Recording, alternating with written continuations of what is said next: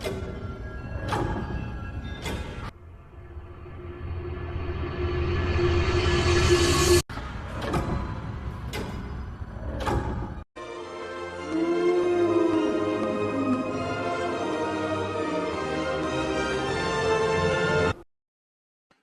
my all cuties, welcome to my channel Ironic Miss. এখনো তাদের অতীত সম্পর্কে জানা বাকি আছে। তো চলো, আগের এপিসোডে আমরা দেখেছি তারা দুজন খুব সুন্দর একটা মুহূর্ত কাটায়। তাদের জীবনের চলার পথটা খুবই সুন্দর হয়ে ওঠে, কিন্তু হঠাৎই একদিন ফ্রিন তার সেই ছোট্টবেলার ম্যাচিওর ফিলিংসের কথা ব্যাকিকে জানায়, কিন্তু ব্যাকি না করে দেয়। ব্যাকি বোঝে না ফ্রিনকে, উল্টে ফ্রিনকে বোঝানোর চেষ্টা করে, কিন্তু ফ্রিন তো ব্যাকিকে খুব ভালোবেসে ফেলেছিল সেই ছোট্টবেলাতেই, কিন্তু ব্যাকি তা বোঝে না। ব্যাকি তখন কি করে, উল্টে ফ্রিনকে বোঝাতে থাকে, কিন্তু ফ্রিন তো বুঝতেই চায় না। তখন ব্যাকি ফ্রিনের সাথে কথা বলা কমিয়ে দেয়, আর এদিকে ফ্রিন তো চিন্তায় চিন্তায় শেষ। কি হবে ফ্রিনের? ফ্রিন তখন আরো একা একা থাকতে শুরু করে। সে চাইলেই পারে না সবার সাথে ভালোভাবে কথা বলতে। এদিকে ব্যাকি তার ফ্রেন্ডদের সমস্তটা খুলে বলে, আর ব্যাকি তখন তার ফ্রেন্ডদের সবটা জানায়। তখন ব্যাকির ফ্রেন্ডরা ফ্রিনের সাথে কথা বলতেই নিষেধ করে দেয়। এদিকে ব্যাকি তো তার ভবিষ্যৎ নিয়ে ভাবছিল। একেই আমার থেকে এক ক্লাস নিচে পড়াশোনা করে, তারপর ফ্রিন মেয়ে এবং ব্যাকিও মেয়ে, সমাজ তাদের মেনে নেবে না। তার থেকে ভালো কোনো রকম সম্পর্কে না জড়ানোই ভালো। কিন্তু ব্যাকিও মন থেকে পুরোপুরি ছাড়তে চায়নি। সে ভাবছিল দুটো মেয়ের মধ্যে এই সম্পর্ক আমাদের পরিবার থেকে কেউ মেনে নেবে না। আর ওইদিকে ফ্রিনের ফার্স্ট টাইম রিজেকশনে খুবই ভেঙে পড়েছিল সে। তার ফিলিংস ছিল খুবই ম্যাচিওর, তাই সে নিজেকে বোঝাতেই পারছিল না। ফ্রিনের ফার্স্ট টাইম এমন হওয়াতে সে ভাবছিল তার কি হবে এই পৃথিবীতে থেকে, কী বা হবে। সারাক্ষণ সে ব্যাকিকে নিয়ে ভাবছে। ফ্রিনের ওই দুই নয়নে ঘুম ছিল না।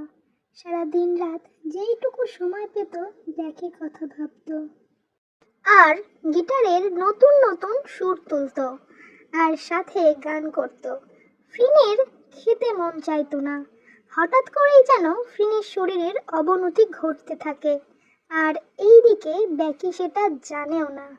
ফ্রিনের শরীরের অবনতি ঘটলেও একটা জিনিস ভালো হয়েছিল, যে ফ্রিনের গানের কণ্ঠ অর্থাৎ সুর খুবই সুন্দর ও সুমধুর হয়েছিল।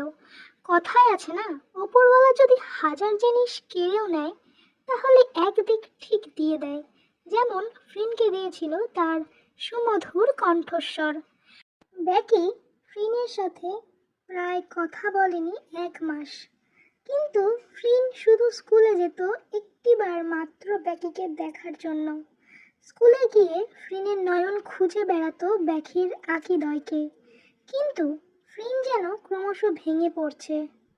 না বাড়িতে কেউ ভালোভাবে কথা বলে ফ্রিনের সাথে, না কোনো মানুষ আছে যে তার সাথে কথা বলে মাইন্ড ফ্রেশ করবে ফ্রিন। এদিকে ফ্রিনের ফ্রেন্ডরা ব্যাকিকে জানায় সবটা।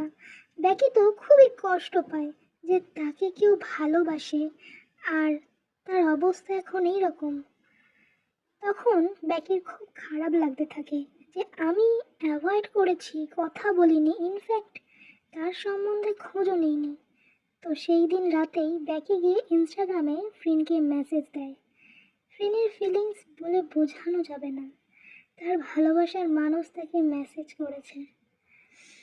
এবং ফ্রিন আর ব্যাকির সম্পর্ক যে আগের মতো হয়েছে সেটা আর কেউ জানে না। সেই দিন ব্যাকি মেসেজ দেওয়ার পরে, অনেক কথোপকথন হওয়ার পরে ফ্রিন আর ব্যাকির সম্পর্কটা সে আগের মতো হয়ে যায়। কেমন একটু সংক্ষেপে জেনে নেই। আগের মতো মানে প্রথমের দিকে যেমন ফ্রিন আর ব্যাকি সবসময় কথা বলতো, সময় কাটাতো, সেই রকম। যেমন স্কুলে চোখে চোখ পড়লেই দুইজনে মুচকি হাসি দিত। তারপর একদিন বেকির জন্মদিন আসে, 15 জুলাই। তখন ফ্রিন তাকে একটা ফটো ফ্রেম গিফট করে, কিন্তু তখন একটা ভুল করে ফেলেছিল। ওর ফ্রেন্ডদের সামনেই সেটা ওর হাতে দিয়ে দিয়েছিল। এরপর থেকে আবার সে বদলে যায়, আর কথা বলে না, তাকাতেও না আমার দিকে। কিন্তু তার জন্মদিনে সে আমার হাত ধরেছিল নিজে থেকে। এটা আমি কখনোই ভুলবো না। আবার কোনোভাবেই সব ঠিক করেছিল আমার ফ্রেন্ডরা। এমন করে যাইতে থাকে দিন, মাস, বছর। আচ্ছা, তোমাদের বলে রাখি, এখানে অতীতের যে ঘটনা আমরা তুলে ধরছি, সেই ঘটনার স্পেশাল মুহূর্তগুলোই তুলে ধরা হচ্ছে।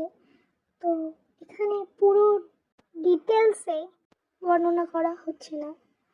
এরপর একদিন আসে ফ্রিনের জন্মদিন, 30 আগস্ট। তখন বেকি ফ্রিনকে বলেছিল কি গিফট নিবা, যেটা দিলে তুমি খুশি হবে। তখন ফ্রিন বলেছিল তোমার যেটা ইচ্ছা হয় আমাকে দিও। তখন বেকি তাকে অপশন দিয়েছিল কয়েকটা, আইসক্রিম ডেট, চকলেট না অন্য কোনো গিফট। তখন ফ্রিন প্রথমটার কথাই বলেছিল তাকে। এরপর ফ্রিন আর বেকি দুইজনে আইসক্রিম ডেটে যায়, অনেক সুন্দর সময় কাটায়। এমনভাবেই চলতে চলতে সে চেঞ্জ হয়ে গেল। ওয়াও, সে প্লট! সেই সময় ফ্রিন কিছু বললেই বেকি ঝগড়া লাগাতো। ফ্রিন তো বেকিকে 1000বারেরও বেশি প্রপোজাল দিয়েছিল, কিন্তু বারবার সে রিজেক্ট করেছে। ফ্রিন তার হাত পা অব্দি ধরেছিল, কিন্তু সে ফ্রিনের কথা শোনেনি। তার সাথে আমার 3 বছর সম্পর্ক ভালো ছিল, তারপর সব কিছু এলোমেলো হয়ে গেল। আমি এখনো তাকে অনেক ভালোবাসি, কিন্তু তাকে বুঝাইতে পারি না। সে আমাকে একটা নিকনেম দিয়েছিল, বাচ্চা। আচ্ছা চলো এবার তোমাদেরকে পুরোটা বুঝিয়ে দিই, কারণ তোমরা ফার্স্ট ম্যাটার করো আমার কাছে। তো এখানে বেকি আর ফ্রেনের যে বার্থডে ডেট আমি ইউজ করেছি, সেটা আমি জেনে বুঝেই করেছি। কজ তোমরা অনেকেই জানো, আমাকে একজন বলেছিল যে মিস, আপনি যদি আমার এই লাভ লাইফটাকে একটু আপনার গল্পের মাধ্যমে ফুটিয়ে তোলেন, তাহলে আমি চিরকৃতজ্ঞ থাকিব। কজ আমি তাহলে এটাকে শুনে স্মৃতিচারণ করব। সে আমাকে এমনভাবে রিকোয়েস্ট করেছিল, আমি ফেলতে পারিনি। তাই তার স্মৃতিচারণের সুবিধার্থে আমি এই গল্পটা এক্সপ্লেন করছি। ওকে, পুরো প্লটটাই ওনার নয়, আমি অনেক প্লট অ্যাড করেছি।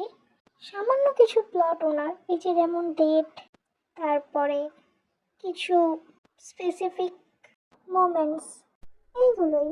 তো আমার মনে হলো উনি যখন রিকোয়েস্ট করেছে, তো একবার রেখে দেখি যে পারি কিনা। তবে হ্যাঁ, তোমাদের আগের কয়েকটা ভিডিওর রেসপন্স দেখেই আমি এই ভিডিওটা বানানোর জন্য হ্যাঁ বলেছিলাম, নাহলে আমি বলতাম না। তবে আশা করছি গল্প তোমাদের ভালো লাগছে। তবে আমার কোথাও মনে হয়নি যে কিছু আমি হাবজি গাবজি ঢোকাচ্ছি এখানে। একটা কথা কি, আমি ছোটবেলা থেকে জানি যে আমরা সিনেমা দেখি না, সিনেমা আমাদের জীবনকে দেখায়। তো ব্যাপারটা কিছুটা এইরকমই। ওকে, তোমরা শুধু জানিও যে তোমাদের গল্পটা কেমন লেগেছে, বাস। যেহেতু আমি এখানে বার্থডে ডেটগুলো আলাদা বলেছি, তাই মনে হলো তোমাদেরকে এটা জানানোটা দরকার যে আমি কেন বলেছি। কারণ তোমরা আমার গল্প শ্রবণ করছো, তার মানে আমার মনে হয় যে তোমাদের জানানোটা দরকার। ওকে, আর আজকে এই অতীত সেকশনেই আমি গল্পটা শেষ করছি। দেখা হচ্ছে পরবর্তী এপিসোডে নতুন কিছু নিয়ে। আর এর পরের যে গল্পগুলো আমি তোমাদেরকে শোনাবো, সেটা আমার নিজস্ব লেখা হবে। সো পুরোটাই ডিফারেন্ট। বলেছিলাম না, কিছু একটা তো সারপ্রাইজ আছে, তো সেটা শেষে জানবো। ওকে, বাই বাই।